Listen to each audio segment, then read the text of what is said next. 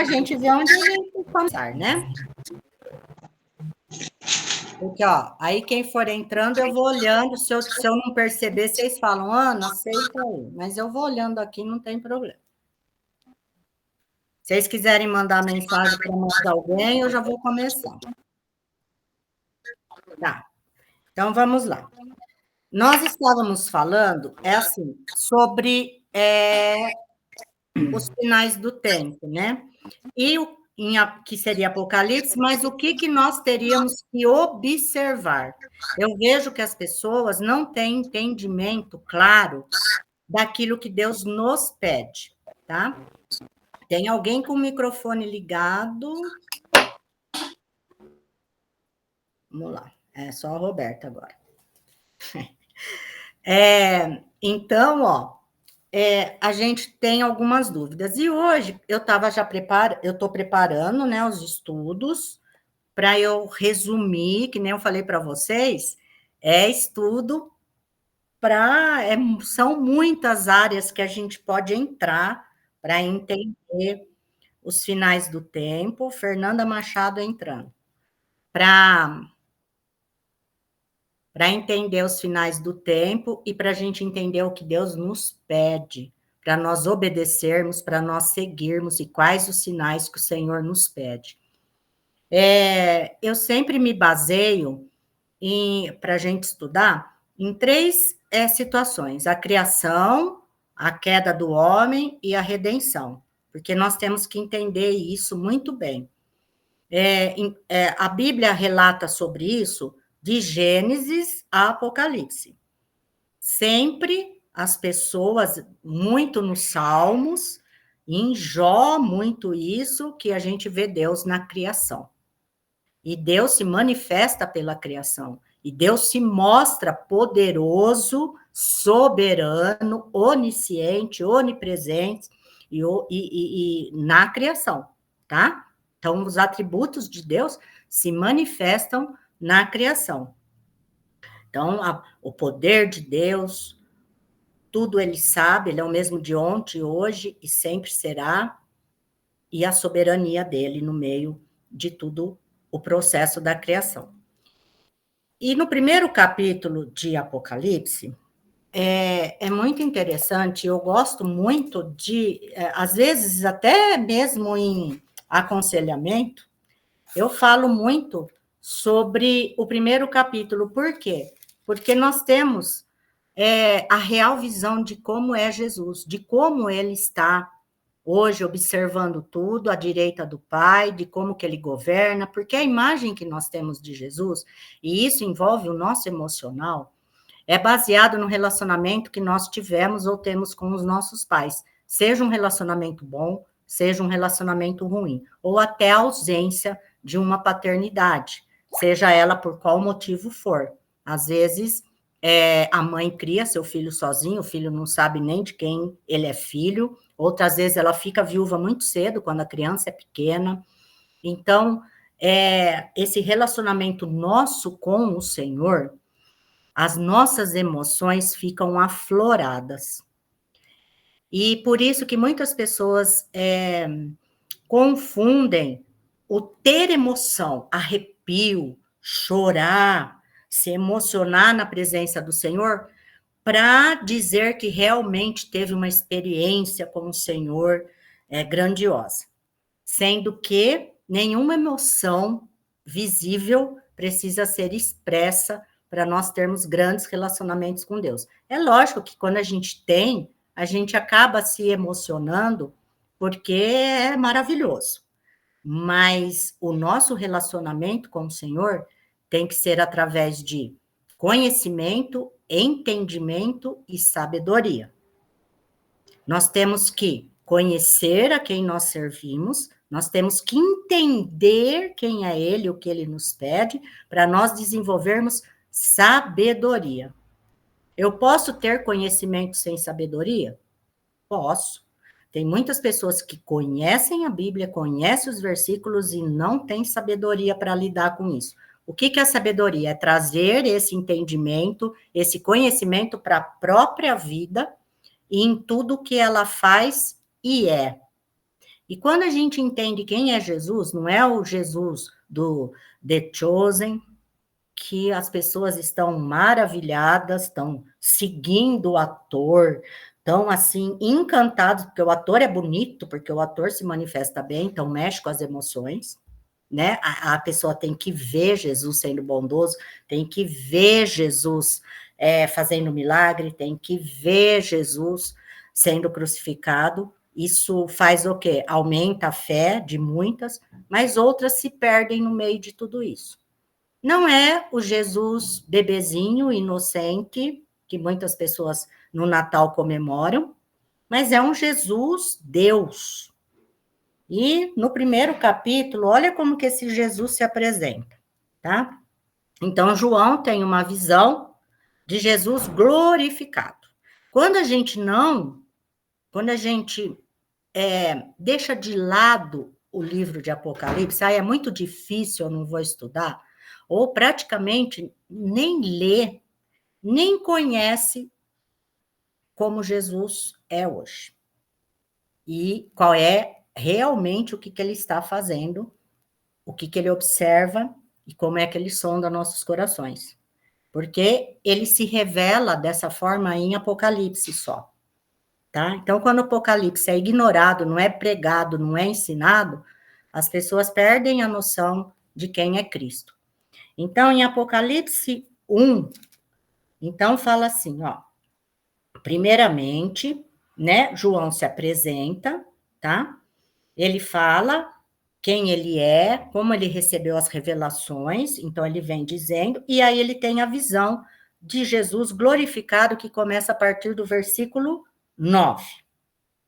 E ele fala que ele se achava em espírito, que está no versículo 10, achei-me em espírito no dia do Senhor e ouvi por detrás de mim grande voz como de trombeta, dizendo, o que vês, escreve em livro e manda às 7 igrejas, Éfeso, Esmirna, Pérgamo, Tiatira, Sardes, Filadélfia e Laodiceia.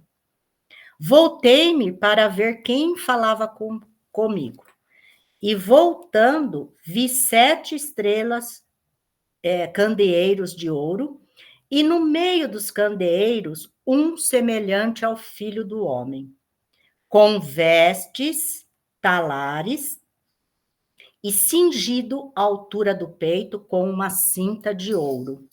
A sua cabeça, cabelos eram brancos como alva lã, como neve, os olhos como chama de fogo, os pés semelhantes ao bronze polido, como que refinado numa fornalha, a voz como voz de muitas águas.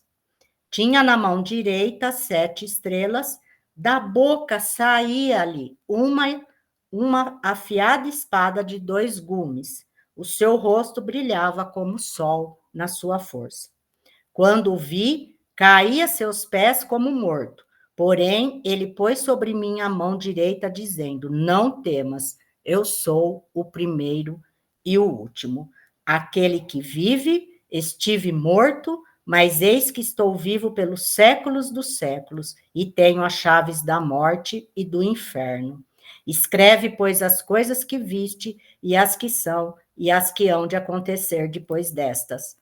Quanto ao mistério das 7 estrelas, que viste na minha mão direita, e aos 7 candeeiros de ouro, as 7 estrelas são os anjos das 7 igrejas, e os 7 candeeiros são as 7 igrejas.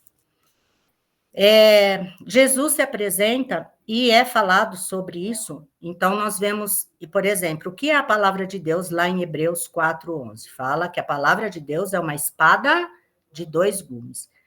E essa espada sai da boca de Jesus. Então, ele sonda nossos corações usando a palavra de Deus. Ele não sonda de acordo com o que nós vivemos, com os nossos sofrimentos, com as nossas lutas. Jesus não tem dó de nós, né? Esse sentimento que a gente tem em relação ao outro, Jesus não tem dó. Ele tem misericórdia, que é infinitamente melhor e mais gracioso do que sentir dó. Porque a misericórdia envolve a gente amar alguém que nem merecia ser amado por nós. Então, ser misericordioso é ser semelhante a essa virtude que Jesus usa para conosco, tá? Então, ele sonda de acordo com a palavra. E nós ficaremos diante dele, e ele queimará, né, as nossas obras. Ele fala assim que somente as obras que são semelhantes a ouro e prata permanecerão. Aquelas que não agradam o coração dele queimarão como feno e palha. Então, significa que nós fazemos obras que o Senhor não nos pede para fazer? Sim. Significa que muitas vezes com as nossas obras a gente desagrada o Senhor? Sim. Isso significa perda de salvação? Não, mas significa que nós fizemos e perdemos tempo com elas. É muito melhor a gente fazer aquilo que Deus realmente nos pede para fazer. Né? A gente não se desgasta e a gente consegue trabalhar de acordo com o coração do Pai. Então, ele fala assim, começa aqui, ó. Semelhante ao Filho do Homem, com vestes talares, vestes brancas. Significa santidade, honra, tá? Essas vestes, os judeus, por que o Senhor muitas vezes usa termos e se descreve muito parecido com o que o povo judeu, hebreu, usava?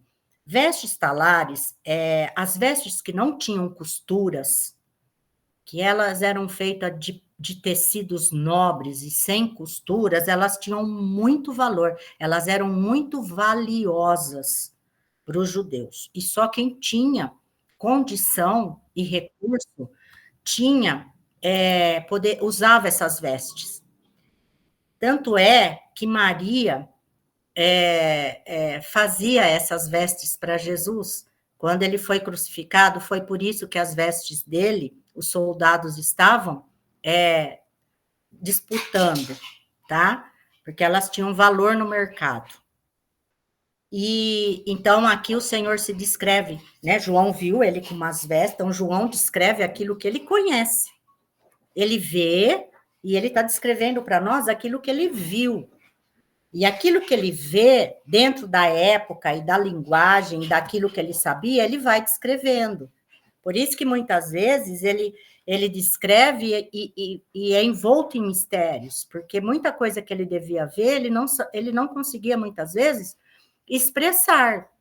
E quando a gente fala que a Bíblia foi inspirada por Deus, não é que Deus ditou a Bíblia, olha, escreve assim, assim, assim. Deus usou os talentos, inspirou a verdade e eles escreviam.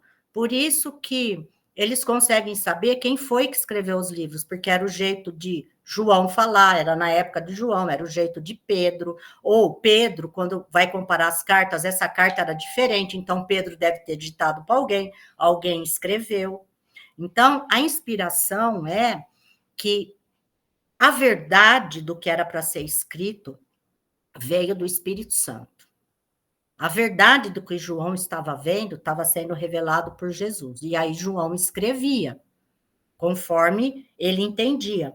Por isso que a gente vê ele fazendo muitas comparações com aquilo que ele vivia para explicar o que ele estava vendo e o que Jesus estava pedindo para ele escrever. Então, ele viu essa veste branca, o cinturão de ouro. Quando a gente vai analisar Efésios 6, 10, que fala sobre a armadura de Deus, é semelhante. Porque Paulo, ele se baseia num soldado. E as características de Jesus baseado naquilo que Paulo pede para a gente vestir, para a gente enfrentar o dia a dia. Então, fala que ele tinha um cinturão de ouros. O ouro é um objeto, né? É um mineral que ele não se decompõe com o fogo, que ele é moldável somente quando ele está em chama, bem quente, e ele não é perecível, ele tem vida longa. Ele não se corrompe. Dificilmente um ouro vai derreter, né? A não ser, né? Lógico que existe possibilidades de vulcão, de muitas coisas que ele pode acontecer isso com ele, mas no dia a dia O ouro, ele não some com o tempo, ele é eterno. Então, o ouro é muito usado, por isso que o Senhor fala para usar muito o ouro. Então, pessoas que não entendem falam, é um Deus que ensinou o povo a buscar riqueza.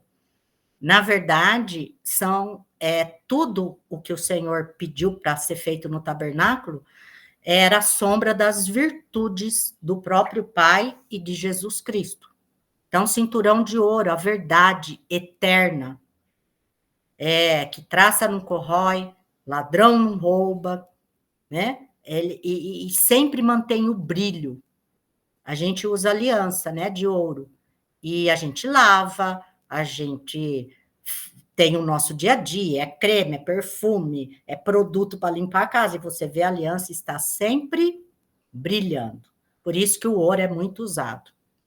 E João vê esse cinto de ouro, que é uma virtude de Deus. Dos olhos saíam como chama. Então, o que é os olhos de fogo? Tudo vê, tudo sonda e tudo discerne. Por isso que o fogo refina. Por isso que o fogo, ele consegue moldar o ouro, por exemplo, né? Porque ele refina. E aí, ó, os pés semelhante a bronze polido. O bronze é justiça, tá? O bronze é julgamento. Na visão de Daniel, também ele vê os pés de bronze.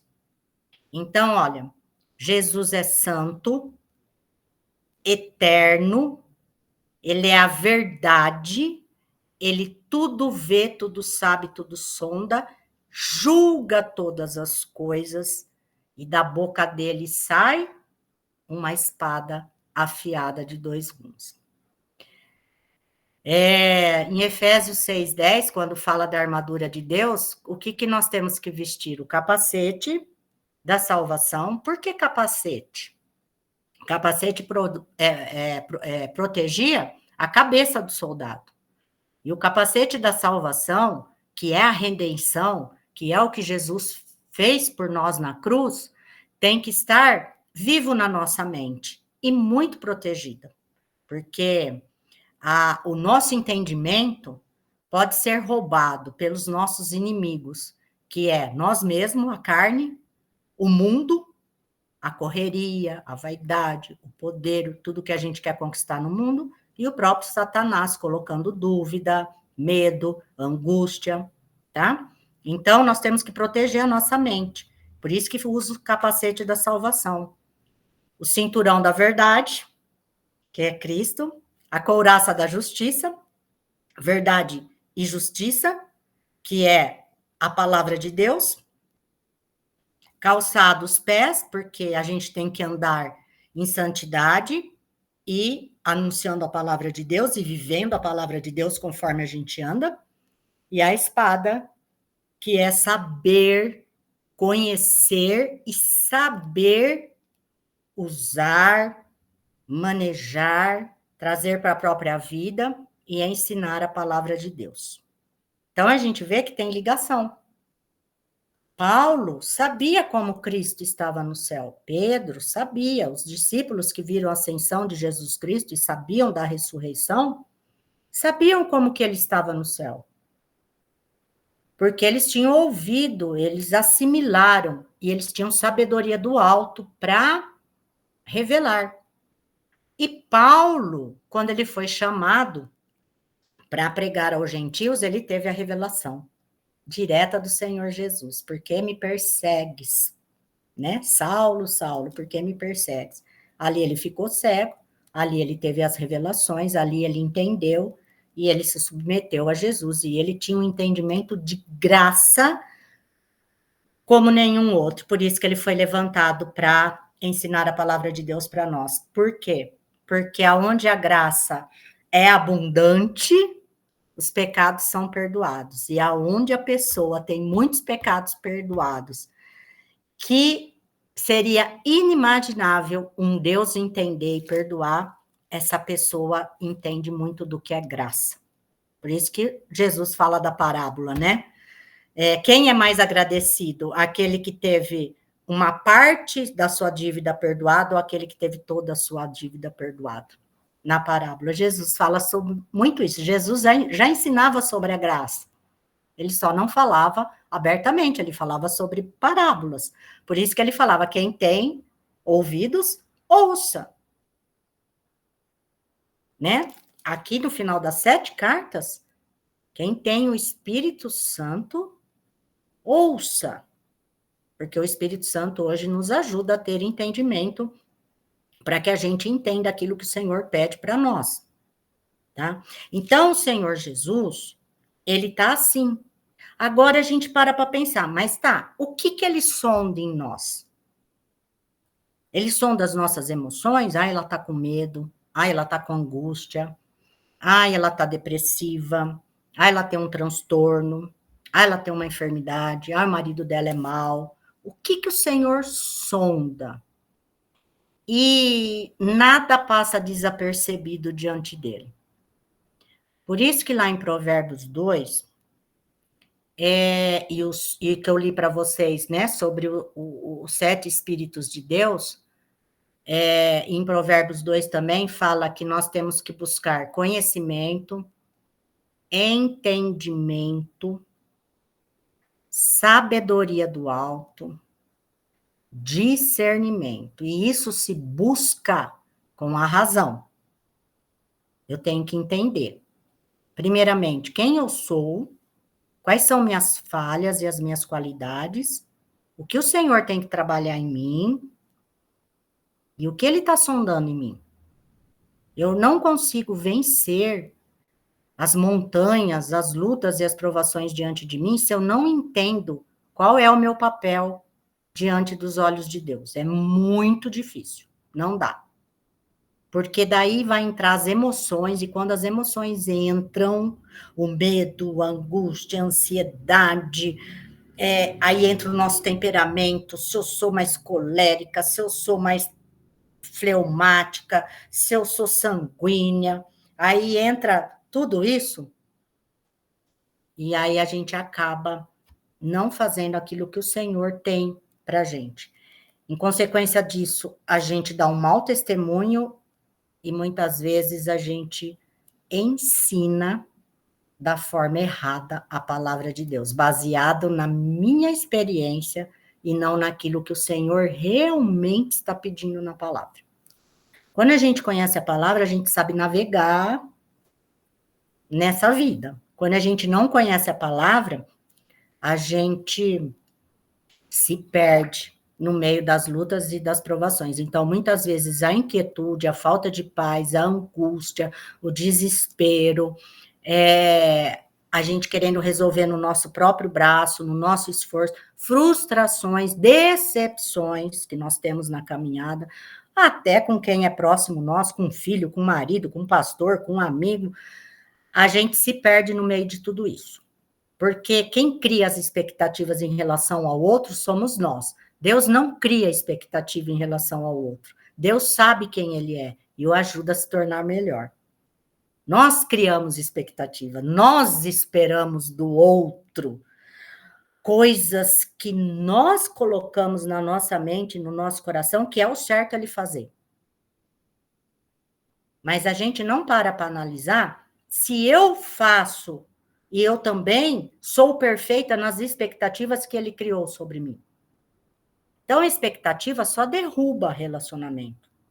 Agora, quando a gente realmente conhece o que é bom, o que é errado, o que é certo, os limites da outra pessoa, as fragilidades da outra pessoa, a gente consegue analisar com sabedoria e reconstruir, se for possível, relacionamentos. A gente sai daquilo que eu nunca fiz isso, por que ele fez comigo? Então a gente sai dessa coisa rasa e a gente vai para um andar. Eu costumo dizer para as meninas, a gente precisa mudar de andar. Aqui embaixo é muito raso. Vamos subir e se aproximar do Senhor Jesus. Então, o que ele sonda em nós? Ele sonda as nossas ações, atitudes e pensamentos, mas não de acordo com aquilo que a gente vive, com aquilo que a gente buscou, com aquilo que a gente acha que é certo, com as nossas expectativas, com os problemas que tem ao nosso redor, mas com aquilo que ele possibilita de nós fazermos de certo. Porque ele está em nós.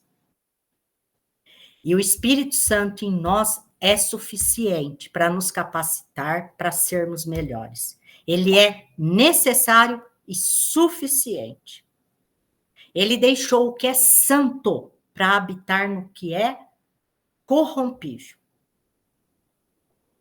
O santo habita em nós. É por graça e misericórdia.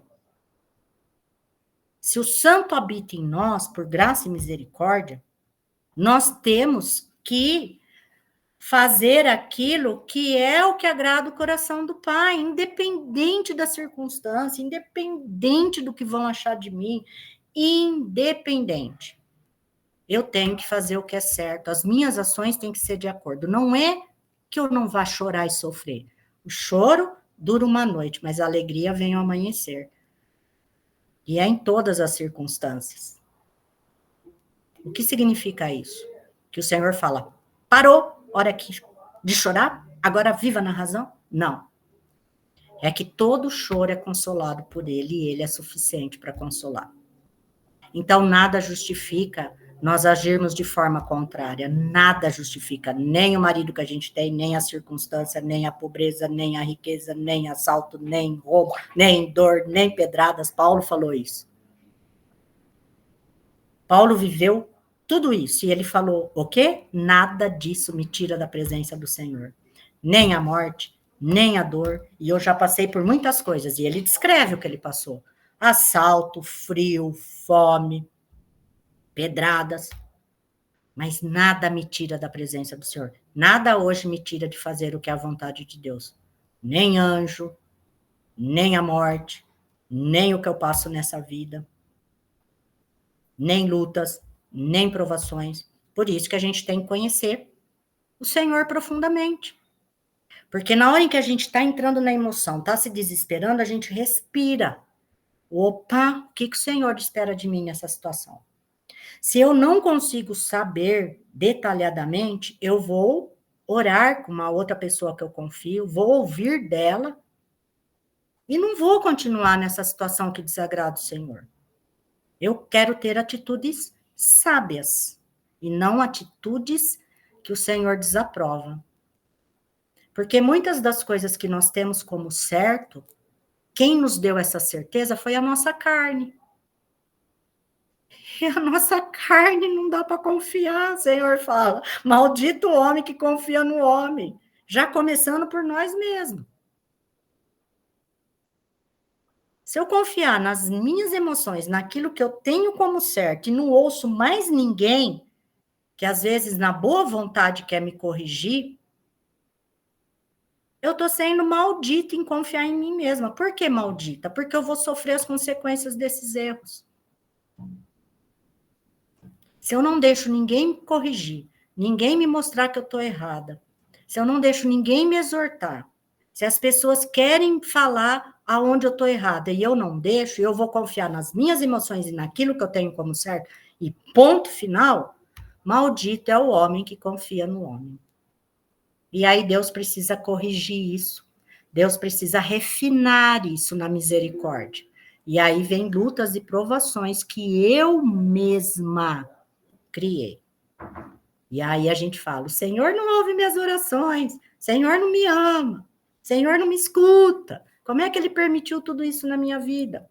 E além dessas que a gente mesmo cria, ainda tem aquelas que faz parte da vida. Porque nós estamos morando num mundo caído. Então tem as enfermidades, tem as perdas de pessoas amadas. Então, além de tudo aquilo que muitas vezes a gente cria, ainda tem aquelas adversidades que fazem parte da vida de todos. Nós temos que trabalhar, nós temos que ter dinheiro para comer, nós temos que ter dinheiro para morar, nós temos que ter dinheiro para nos vestir. Nós moramos num mundo corrupto. Muitas vezes não temos o emprego que nós merecíamos ter. não temos a vaga que nós merecíamos ter, não conseguimos estudar onde a gente merecia estudar, pagamos impostos altíssimos, não temos retorno desse imposto, não temos uma saúde que a gente merecia, atendimento à saúde que a gente merecia. Então, além de tudo isso que todos sofrem, nós temos as coisas que nós criamos. E como tudo envolve dinheiro e tudo envolve governo, misericórdia, muitas vezes a nossa confiança está nisso, no dinheiro e no governo. E aí, quando Deus mexe nisso, a gente vê que a nossa casa estava na areia e não na pedra, na rocha. Porque nós estamos num mundo caído e nós realmente precisamos de tudo isso para vivermos, tá? E aí, por que que Deus, em Apocalipse, e João descreveu muitas coisas que ele viu relacionada a governo? Fala, mas o que tem a ver? Eu quero o governo de Deus. Eu lá estou preocupada com o governo da terra. Engana-se, estamos sim preocupados com o governo na terra. Porque lá em Gênesis, o que aconteceu em Gênesis? Quando o homem caiu, Adão perdeu aquilo que Deus tinha dado para ele, o governo da terra, com o reinado de Cristo, reinado de Deus. Então, Deus vinha em toda a virada da tarde conversar com eles, ensinar para que Adão pudesse governar. Com a queda do homem, ele perdeu esse governo. Quem assumiu esse governo? Por isso que fala que Satanás mora na terra. Ele não é onisciente, onipresente, nem onipotente igual Deus, mas ele tem a sua legião de demônios que trabalham para ele. E ele sempre vai lidar com o que tem na terra, que é o governo. Por isso que no Pai Nosso fala assim: Pai nosso que estais no céu, santificado seja o teu nome, venha a nós o teu reino. Quando Deus criou o Éden, era o reino de Deus que prevalecia lá. E Adão governava a terra de acordo com o que Deus pediu para ele fazer. O que Adão usava para governar a terra? A mente.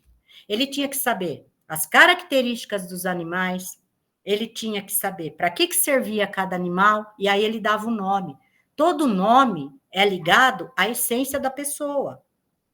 E Deus usa isso até com a gente, né? Usou isso para dar nome. De Saulo passou a ser Paulo, Abraão, Abrão, entendeu? Então, Deus usa, porque são características. Os pais dão muitos nomes aos filhos relacionados, principalmente judeus faz isso, ao significado do nome. Então, Adão, ele era muito inteligente, ele tinha muito conhecimento, e ele governava muito bem. Ele tinha que dar nome a tudo, baseado no conhecimento das características de cada coisa que o Senhor criou. Então, dentro de um governo, a gente tem que usar conhecimento, a razão, e não a emoção. Ah, esse aqui que bonitinho, parece uma vaca, mas vou chamar de camelo. Ai, por que camelo? Ai, porque ele tem essa barriga parecida com camelo. Então não vou mais dar nome. Não era assim. Só que nós vivemos mais assim do que na razão, no conhecimento e na sabedoria do alto. Então, quando usa governo, é porque Satanás vai trabalhar aqui para enganar os filhos de Deus. Ele vai usar pessoas poderosas para enganar o filho de Deus, os filhos de Deus. E como que a gente lida com isso? Como é que a gente lida com isso? E como é que a igreja está lidando com isso? Com uma infantilidade assustadora. A infantilidade com que a igreja está lidando com os governos dessa terra é assustadora. Aliás, o reino de Deus não existe. Existem homens. E os salvadores são os homens. Quando é que isso aconteceu? Quando o povo não quis mais o reinado de Deus e o governo de Deus e pediu um rei igual aos pagãos. Ali começou a política. Deus falou, então vocês querem isso? Deu Saul. De acordo com o que eles queriam, porque eles queriam um rei alto, forte, poderoso, conquistador, para que eles tivessem tanta riqueza quanto eles viam os pagãos tendo. A Deus falou, vocês querem Saul? Ungido Saul. Aí depois ele manda ungir Davi, baixinho, que não vestia nenhuma armadura, porque, né, quiseram emprestar armadura para ele, Saul quis emprestar, não servia, pequenininho, esmilinguido, e aí Deus fala, esse aqui vai ser um rei segundo o meu coração. O que Deus estava nos ensinando? Eu não vejo aparência, eu vejo coração. E vocês são abençoados de acordo com o que o homem tem no coração e não na aparência dele. Não no que ele fala, mas no que ele faz.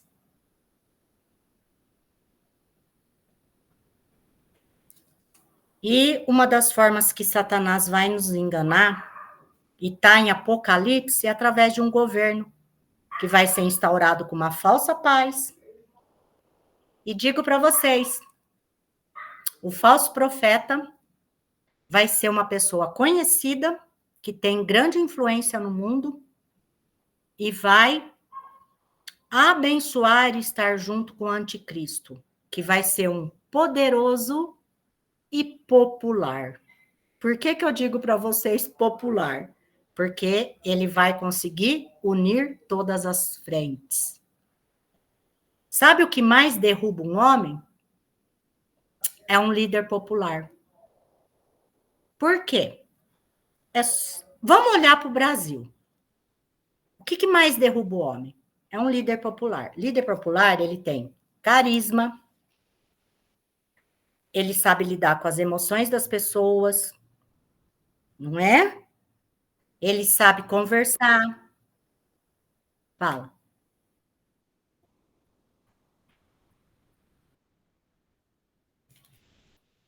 Opa, verdade. Entrou. Ele sabe conversar, então é mais fácil para ele enganar. Então, quando a gente olha para os governos e quando a gente tem que discernir, a gente tem que olhar com os olhos, entrou, com os olhos de Deus. Não é com aquilo que nós temos como certo ou errado, com aquele que é mais bonitinho ou feio, e até mesmo com aqueles que têm o sinal da cruz aqui, que usam o nome de Deus, tá? Esses são os mais perigosos e mais ardilosos, por isso que a gente tem que ter discernimento. O Senhor fala para a gente ver os frutos, para a gente ver o que faz, o que deixa de fazer. A gente tem que saber conhecer profundamente. E a gente pode errar nessa caminhada? Claro que podemos, né? A gente pode errar, mas a gente tem que falar, opa, errei, isso aqui não estava tudo mostrado, tudo revelado, então agora eu vou mudar de caminho. A gente pode fazer isso é saudável, isso é necessário, porque nós estamos nesse mundo e a gente tem que discernir as coisas nesse mundo. Mas o que a gente vê é uma igreja infantilizada, uma igreja sem discernimento, sem sabedoria, idolatrando homens e colocando neles toda a esperança de uma salvação aqui nessa terra. E as coisas não funcionam assim. Para Deus, não. Para Deus funciona totalmente diferente. Deus fala, busque sabedoria antes de você fazer qualquer coisa que possa trazer prejuízo e maldição ou bênção. Então, nós não podemos colocar emoção em tudo que nós fazemos, e esse é o pedido de João. Então, quando ele fala sobre política na Bíblia, ou quando Deus aborda política na Bíblia, e ele aborda isso, e ele fala, dai a César o que é de César e a Deus o que é de Deus, porque ele sabe que nós estamos nesse mundo, nós temos que saber, dai a César o que é de César.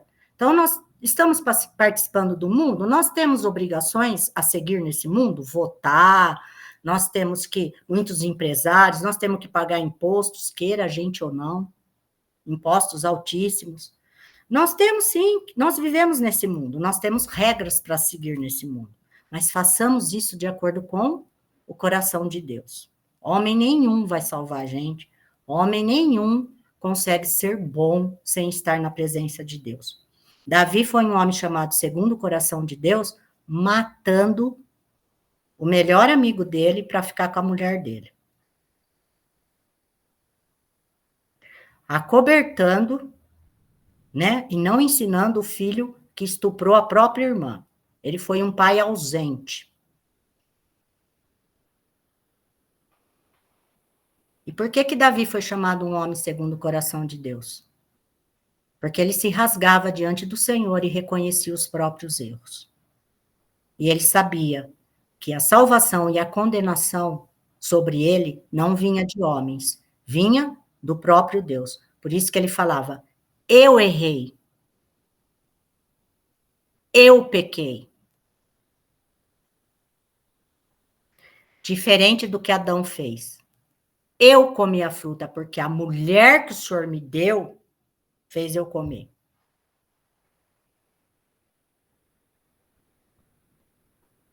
E aí vem todas as maldições. Aliás, as pessoas não entendem sobre submissão. Por que o Senhor pediu para nós sermos submissas? As pessoas não sabem explicar submissão. Os cristãos não sabem explicar submissão. Pastor não sabe. Muitas mulheres que sobem no púlpito não sabem explicar submissão. E passa a ideia de que nós somos tapete do homem e que o homem pode subjugar a gente, nossas emoções, nossas condutas, nossos sonhos, nossas vontades. Ou a mulher se sente protegida unicamente pelo marido, porque o marido cumpre as funções daquilo que ela tem certo. Quando esse marido morre, ela fala, acabou tudo, não sei nem como eu vou criar meus filhos. Porque a força dela estava no homem, no marido e não em Deus. Então, nós precisamos entender corretamente o que é uma submissão e da onde veio isso. Por que Deus nos pede isso? Por que Paulo fala sobre isso em Efésios? Por que na Bíblia não tem a palavra pastora? Por que na Bíblia ele fala para a mulher não ensinar? E aí a gente fala, meu Deus, não. Pode ensinar sim, pode ter pastora sim. Deus nunca impediu uma mulher de falar sobre a palavra de Deus, seja para quem for, não, porque ele fala assim, ide para todos. Mas por que a gente não vê isso na Bíblia? Por que Deus fala que a mulher seria governada pelo homem? E aí fica aquelas longas discussões sobre isso, então eles falam assim, a igreja reformada não aceita pastor, a igreja pentecostal aceita pastor, então a igreja pentecostal está no pecado, aí fica brigando, nós não estamos no pecado, vocês que são mole, porque vocês não deixam as mulheres, e aí fica essa briga eterna. E aí, na verdade, quem foi que convenceu Adão a comer a maçã? A mulher. E por que esse governo chamou a atenção de Deus? Porque a mulher foi feita da costela do homem. Mesmo nível, mesmo conhecimento. Deus disse para Adão, farei uma esposa para você, porque não é bom você ficar sozinho. E o que o Senhor quis dizer para Adão? Ela será igual a você. Igualzinha. Ela terá a mesma sabedoria, o mesmo entendimento, a mesma capacitação, tudo igual a você. Tanto é que Adão fica perplexo, eis uma igual a mim. E homem em hebraico é ish. e ele chama ela de Isha.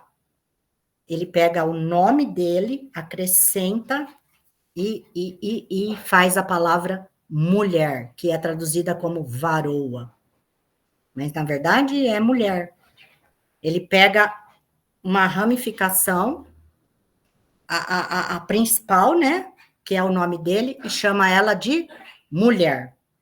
Então, é Ish, é I-S-H, se eu não me engano, e mulher é I-S-H-A, tá? E aí ele fala, uma semelhante a mim. Então, eles tinham capacitação igual. Mas, quando Deus pergunta por que você pecou, Adão, ele fala, por causa da mulher que tu me deste. Então, ele ficou debaixo do governo dela. E por que que isso chama a atenção de Deus? E por que que Deus teve que brecar isso? Porque nós fomos feitas com algumas coisas diferentes na nossa cabeça, no nosso cérebro. A mulher consegue fazer várias coisas ao mesmo tempo. A mulher consegue cuidar do filho, cuidar da casa, cuidar daquilo que é prioridade para o homem. Isso é explicado cientificamente. O nosso cérebro funciona diferente do cérebro do homem. Isso quem trouxe todo esse entendimento é o estudo da neurociência, que estuda não o cérebro físico somente. Aqui é a parte direita, isso a parte direita comanda tal coisa, a parte esquerda comanda tal coisa, não. Ela estuda o funcionamento do nosso cérebro. Por que que a gente pensa, por que que a gente raciocina, por que que a gente tem sonho, por que que a gente tem vontade, por que que uma pessoa tem um pensamento e é difícil de mudar? Ela estuda isso. E nesse estudo, a mulher realmente tem capacitações diferentes do homem, um funcionamento diferente do homem. E o Senhor sabe que ele fez a mulher assim. Igual, mas com algumas funções diferentes, porque ela seria mãe. Ela teria filhos.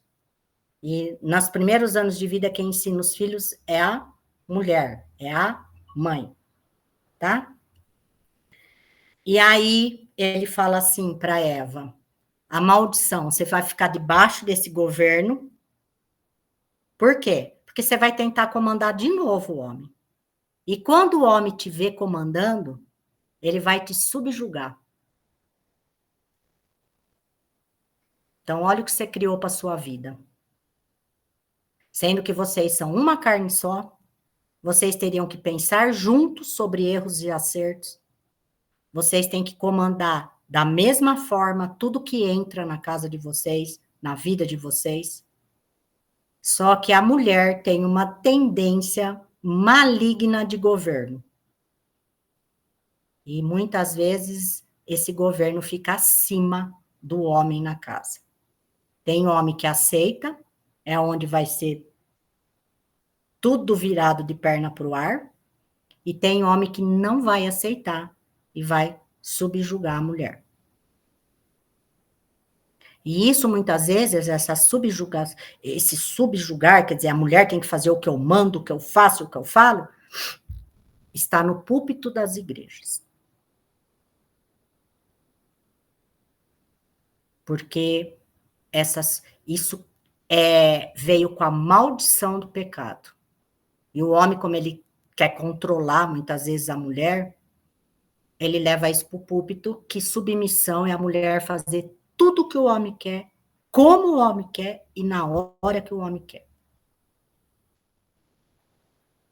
Então, a gente tem que entender que Deus explicou qual era a maldição e que Paulo, em Efésios, coloca em ordem na nossa mente e coração para a gente seguir, para que essa maldição não entre nos nossos lares. Porque Satanás quer levar o mesmo engano sobre a vida da Eva para a vida das mulheres. E ele quer inverter o governo de Deus sobre uma casa, sobre uma família.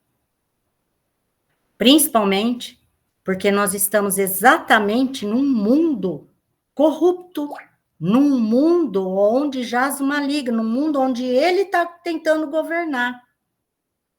E uma das coisas que ele tenta governar para derrubar a igreja do Senhor é a casa, é a família. Quando ele traz transtorno na família, ele quebra um tijolo da igreja do Senhor e abre uma brecha para o inimigo entrar. Porque se essa família tem ministério de liderança, ela vai ensinar muitos errados. Por isso que Paulo fala, não ensine mulher, principalmente homens. Não tenha pastoras. Porque o poder da mulher de governo e levar o outro a fazer o que ela quer é muito grande. E esse governo errado, feito da forma errada, não vem de Deus. Mesmo que ela esteja ganhando muitos para o Senhor. Quando a gente conhece qual é a vontade de Deus, a gente entende os ais que estão lá em Ezequiel. Ai de você que junta para o seu celeiro. Ai de você que se corrompe com as coisas do mundo e usa meu nome. E vai seguindo os ais. Tem ou não tem muita liderança nessa situação? Então, a gente precisa entender por que que uma família tem que funcionar da forma em que Deus nos ensinou. Porque nós estamos aqui nessa terra, ela tem que funcionar dessa forma. E, gente, eu vou te falar mais. A ciência fala e a psicologia e psiquiatria fala que a família tem que funcionar igual a Bíblia ensina. Gente, vai acabar o tempo. E eu vou deixar para vocês, porque o que eu posso fazer é enviar outro link. Mas, se não, a gente continua para manter o horário certinho. Tá? Estudem sobre isso que eu falei. Eu vou deixar as passagens para vocês lerem, tá? Porque senão a gente não entende Apocalipse, por isso que eu entrei nesse assunto. E a gente não entende como Deus sonda os nossos corações. E a gente deixa a emoção falar mais alto que a palavra de Deus no nosso dia a dia. Amém? A Roberta vai montar o grupo, coloquem as perguntas ali, tá? Porque eu vou explicando também durante a semana para vocês, eu explico em áudio. Tá bom? O que vocês não entenderam e as passagens também. Tá? Aí monta o grupo, eu vou deixando para vocês lá o que é para vocês lerem para entender tudo isso. Amém?